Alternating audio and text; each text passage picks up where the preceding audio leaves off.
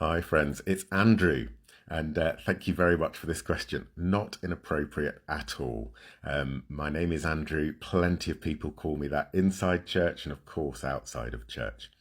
Inside church, I get called all sorts of different titles as well: Rev, Vic, Pastor, Brother, Andrew, all of those things by people who see the collar actually inside church and outside of church.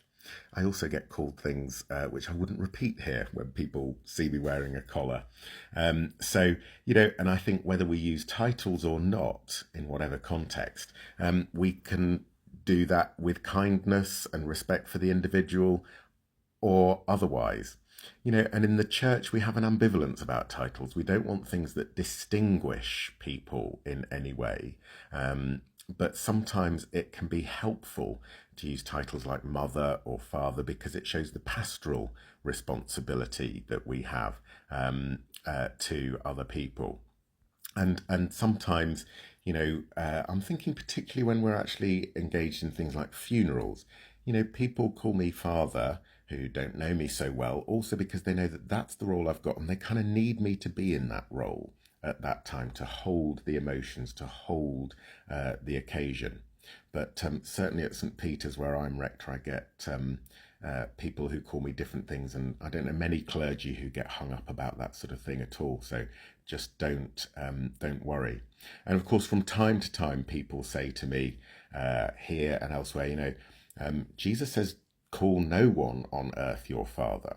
And he also says, you have called me teacher, but don't call anyone teacher. I think there is a real sense that we use these titles in as much as they're helpful, but we also hold them with a degree of what you might call provisionality. Even though Jesus says, "Call no one father," I guess a lot of us call our parents father or mother or mummy or daddy or whatever it might be. But we do that knowing that that's very different from how we think of God, the creator of all. So I would say please don't worry about it.